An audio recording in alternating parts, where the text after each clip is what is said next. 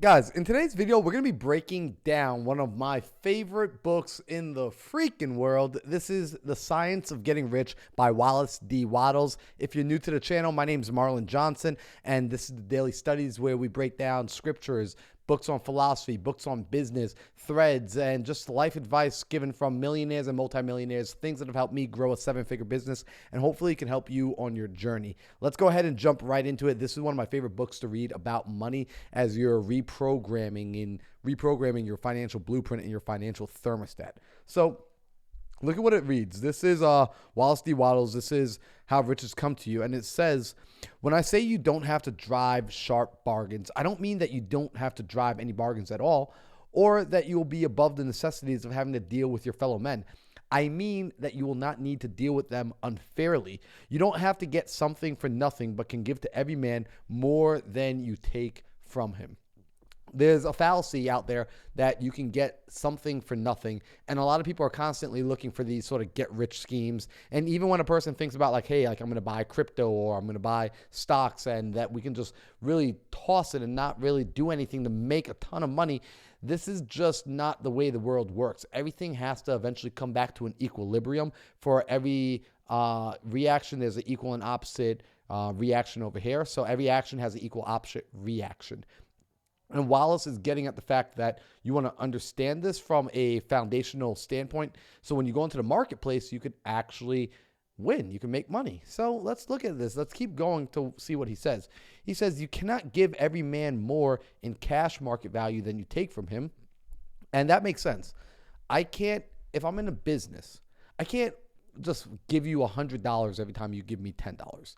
I would lose money that way. So I can't give you more in cash value than I take from you in cash value. Like I have to, if I'm selling, if I want to be in business and I make money, if I sell something to you for $1, it can't cost me $1 to make. It has to cost me 10 cents to make, 20 cents to make, 30 cents to make. But if it costs me $1 to make or $1.50 or $2 to make and I sell it for $1, I will lose money. I'll be out of business very quickly.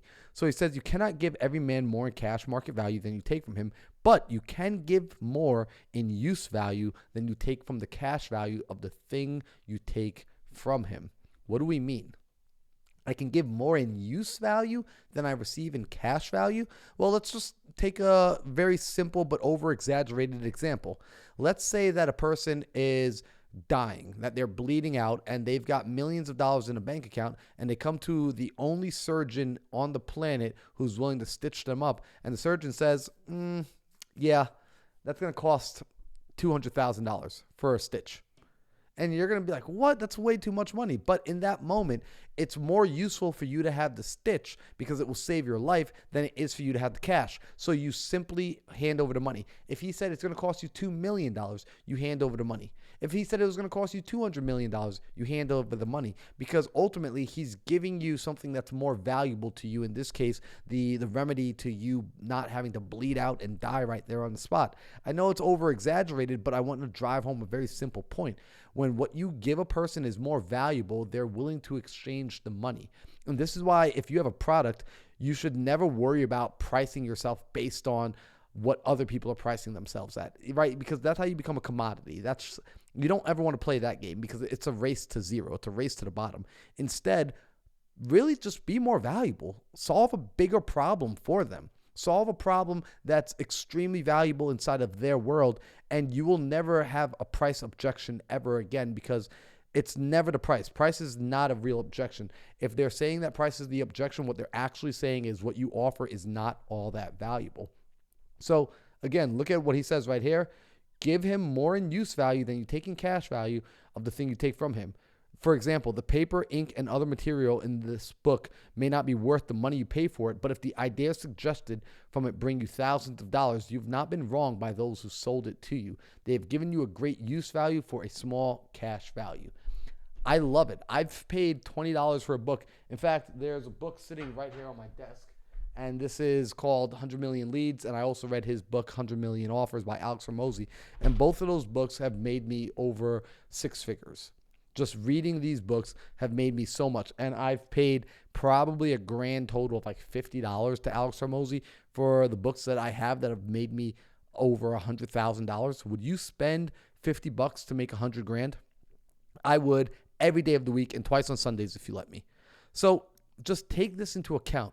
If you haven't read the book, The Science of Getting Rich by Wallace D. Wattles, I highly recommend that you go and read it. In fact, one of the bracelets I wear on my wrist is a quote from the book, and it says, "Do every day all that can be done that day." It's a quote from within this book. This book was written in 1913, and yet the principles, the framework, the foundation stands so true that it can be used today in everyday life. So go ahead and pop that book open and let me know in the comments, what do you believe? Do you believe that price is ever a real objection, or do you agree with me in saying that price is never actually an objection, and what a person is truly communicating is they don't see the value in your product or service?